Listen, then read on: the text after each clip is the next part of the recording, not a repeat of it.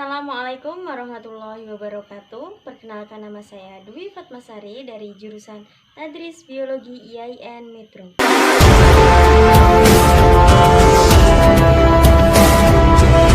Assalamualaikum warahmatullahi wabarakatuh. Waalaikumsalam warahmatullahi wabarakatuh. Selamat pagi anak-anak. Pagi, Bu. Oke, sebelum kita belajar pada pagi hari ini, sebaiknya kita berdoa terlebih dahulu. Berdoa mulai. Doa selesai. Oke, bagaimana kabarnya hari ini? Baik. Oke, hari ini ada yang berangkat nggak? Ada ya, Bu. Siapa? Mega, Bu. Oh, ya udah, ibu absen dulu ya. Ya.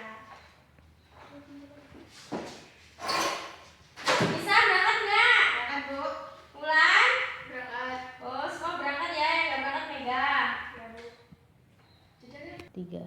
Oke, hari ini kita akan mempelajari tentang ruang lingkup biologi. Ada yang tahu apa itu ruang lingkup biologi?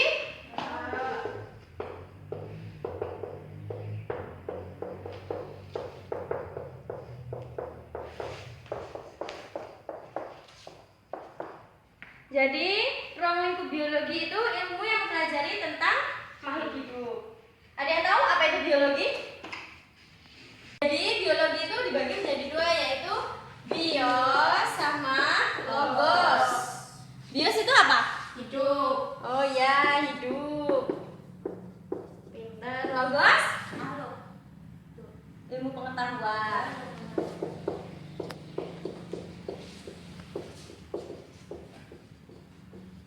Jadi, biologi itu apa? Hidup. Jadi- Ilmu pengetahuan makhluk hidup. Jadi, biologi itu ilmu yang mempelajari tentang makhluk hidup. Nah, kemudian ruang lingkup biologi itu terdapat ciri-ciri, Makhluk hidup. ya, ciri-ciri makhluk hidup. Ciri-ciri makhluk hidup itu yang pertama apa? Manusia. Apa? Yang pertama, ciri-ciri makhluk hidup yang pertama. Ciri-ciri makhluk hidup bernapas. Yang pertama, bernapas. Bernapas atau respirasi. Ciri yang pertama, makhluk hidup itu bernapas. Bernapas atau Respirasi. ya, respirasi. Bernapas atau respirasi itu dibagi menjadi dua, yaitu aerob dan anaerob. Yang kedua apa? Ciri-ciri apa? Jalan. Bergerak.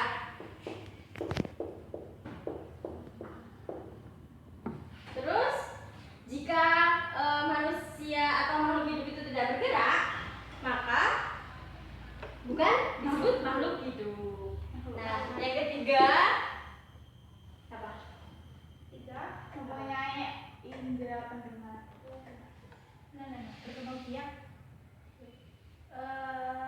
Apa? Bernapas, bergerak. Apa? Bernapas, bergerak. Bereproduksi. Bereproduksi.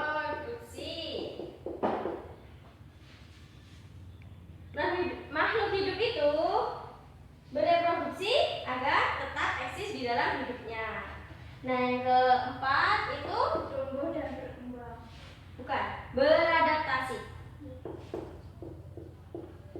Beradaptasi. Jadi semua makhluk hidup itu harus beradaptasi kepada lingkungan. Tidak. Organisasi biologi. Ada yang tahu yang pertama itu apa? Jaringan. Bukan. Yang pertama itu molekul atau atom.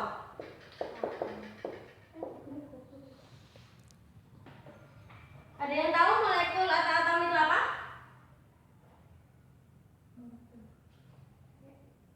Jadi makhluk hidup itu tersusun atas, misalnya ada protein, lemak atau lipid atau zat-zat lainnya. Yang kedua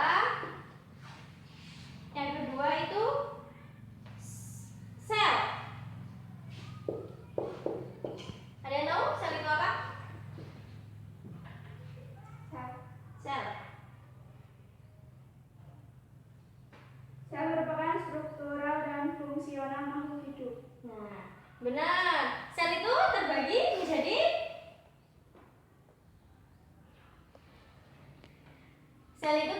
menjadi dua. Yang pertama, sel prokariot.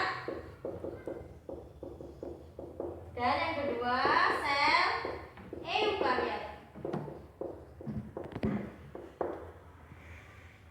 Terus, sel prokariot itu ada yang tahu apa? Jadi sel prokariot itu sel yang belum mempunyai membran inti.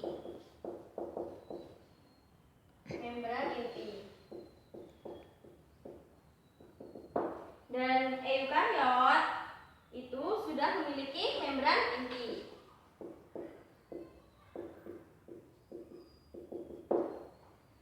Misalkan kayak gini ya, yang belum itu gini, ini selanjutnya, ini selnya dan ini intinya.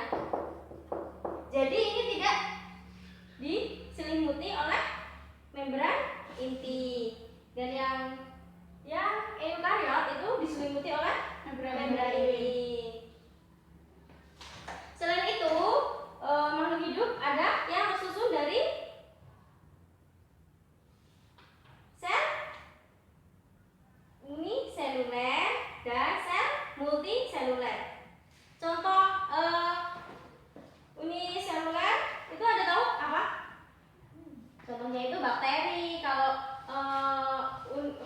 jadi di sini Ibu punya PPT ya. Ini terdapat cabang-cabang biologi. Cabang-cabang biologi itu adalah ada morfologi, anatomi, fisiologi, genetika, histologi, ornitologi, entomologi, Bakteriologi, virologi, mikologi, agroekologi, mikrobiologi, bioteknologi. Nah, itu tadi cabang-cabang ilmu biologi. Banyak ya cabang-cabangnya. Nah, ini manfaat mempelajari biologi ya. Dalam bidang kedokteran itu manfaat mempelajari biologi itu menemukan berbagai macam Vaksin untuk mencegah virus. Nah, dan yang dalam bidang industri atau makanan itu bioteknologinya.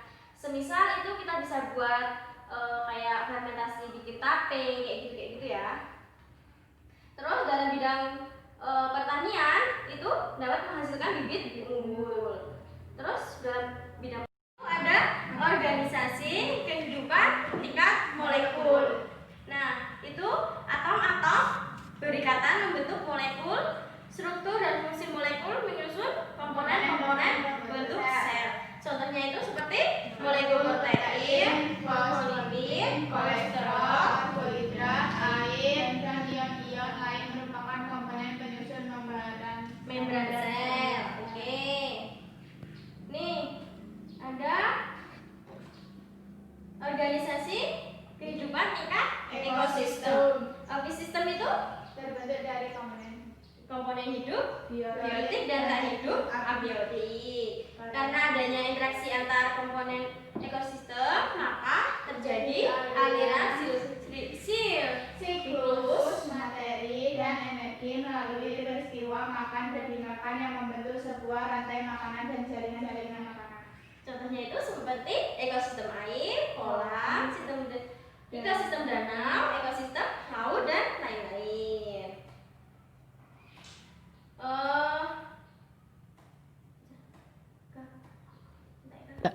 Nah, yang selanjutnya itu organisasi kehidupan tingkat bioma. Merupakan suatu daerah daratan yang luas yang membentuk Ekosistem dalam skala besar yang terjadi karena adanya interaksi iklim dengan penduduk yang keanekaragaman hidup yang khas.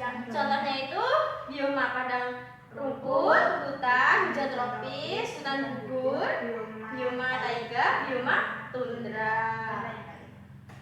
Dan selanjutnya itu ada metode ilmiah.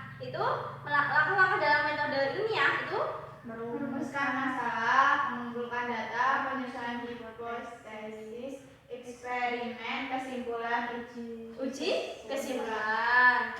Oke, sikap-sikap ilmiah dalam bekerja ilmiah itu dapat membedakan fakta dan opini. Jadi kita tuh dapat membedakan mana yang fakta, mana yang benar atau yang salah. Dan berani dan Santun. santun dalam mengajarkan pertanyaan dan berargumentasi. Dan yang ketiga, mampu mengembangkan keinginan. Dan yang keempat, melakukan kegiatan yang menunjukkan kepedulian terhadap lingkungannya. Nah, yang selanjutnya itu ada langkah-langkah metode ilmiah sebagai berikut, yaitu mengamati, mengelompokkan, mencari hubungan, Meramalkan atau memprediksi, membuat hipotesis atau menafsirkan, bertanya, penerapan atau aplikasi, merencanakan percobaan eksperimen, mengomunikasikan. Nah, udah ya. Nah, itu tadi materi tentang ruang lingkup biologi. Jika ada yang ingin ditanyakan atau kurang jelas, bisa ditanyakan. Silakan jika ingin bertanya didiskusikan. Iya, Nisa? Bagaimana manfaat manusia mempelajari biologi? Bagaimana Manfaat manusia mempelajari biologi. Oke. Terus ada lagi yang ingin bertanya, ditampung pertanyaannya. Ya, ulang. Ciri-ciri biologi sebagai ilmu pengetahuan. Oh, ya nanti ya. Kan dijeda kan. Ini pertanyaan Nisa tadi, manfaat manusia mempelajari biologi. Jadi manfaat yang diperoleh manusia mempelajari ilmu biologi itu adalah mendapat kesempatan untuk mendapat pengetahuan tentang dirinya sendiri, ya, dan lingkungan. Jadi biologi itu membantu untuk memahami dasar-dasar suatu penyakit, biologi sebagai pengetahuan dasar untuk beberapa bidang dan profesi, kayak gitu ya. Jadi itu bidang biologi itu sangat penting dalam kehidupan kita sehari-hari, tentang mempelajari tentang kita lingkungan, tentang kesehatan kita, tentang penyakit dan lainnya. Dan yang kedua tadi pertanyaan dari Wulan ya, ciri-ciri biologi sebagai ilmu pengetahuan. Jadi ciri-ciri sebagai ilmu pengetahuan itu, yang pertama itu memiliki objek kajian, dan yang kedua itu memiliki metode yang seperti yang Ibu jelaskan tadi ya, dan yang ketiga itu ada bersifat sistematis, dan yang keempat itu bersifat universal. Oke, nanti pertanyaannya sudah dijawab ya. Jadi sekarang Ibu yang bagian bertanya. Ibu bagi soal untuk kalian, nanti dijawab, nanti kalian presentasi ke depan ya, didiskusikan. Sudah? Gimana? Diskusinya udah selesai? Ada yang bisa? Ada yang ingin maju? Ya, bisa? Maju? Bisa menjelasin apa? Yang tentang apa? Morfologi. Oh ya, coba. Morfologi adalah cabang ilmu yang mempelajari bentuk. Ilmu ini seringkali digunakan dalam pembahasan biologi, bahasa Indonesia, dan geografi. Berikut penjelasan mengenai ketiga morfologi di atas.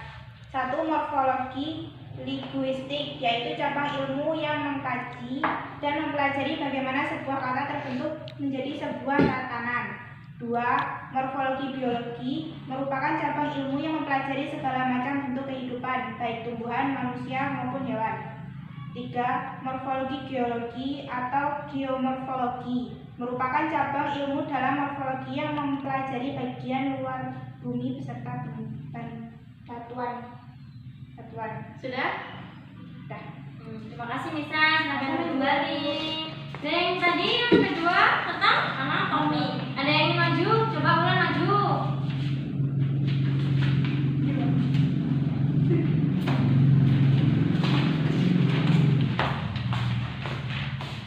Coba jelaskan apa itu anatomi. Anatomi adalah cabang ilmu dari biologi yang berhubungan dengan struktur dan organisasi dari makhluk hidup. Terdapat juga anatomi hewan atau zootomi dan anatomi tumbuhan atau fitotomi. Beberapa cabang ilmu anatomi adalah anatomi perbandingan, histologi, dan anatomi manusia. Sekian, terima kasih. Oke, jadi bahwa objek dari biologi adalah makhluk hidup, mulai dari tingkat atom, molekul, sel, jaringan, organ, individu, populasi, ekosistem, sampai bioma. Pada tingkat molekul biologi mempelajari berbagai macam struktur dan ciri molekul yang berperan dalam reaksi penyusunan dan pembongkaran biologi. Nah, itu tadi pelajaran kita hari ini tentang ruang lingkup biologi. Masih ada yang ingin ditanyakan? Oke, besok kita pertemuan yang kedua mempelajari tentang virus ya. Jadi tolong dipelajari materi tentang virus di LKS-nya. Baik, terima kasih untuk hari ini. Jika ada tutur kata atau tingkah laku ibu yang tidak berkenan, ibu minta maaf. Ibu akhiri, wassalamualaikum warahmatullahi wabarakatuh. Waalaikumsalam.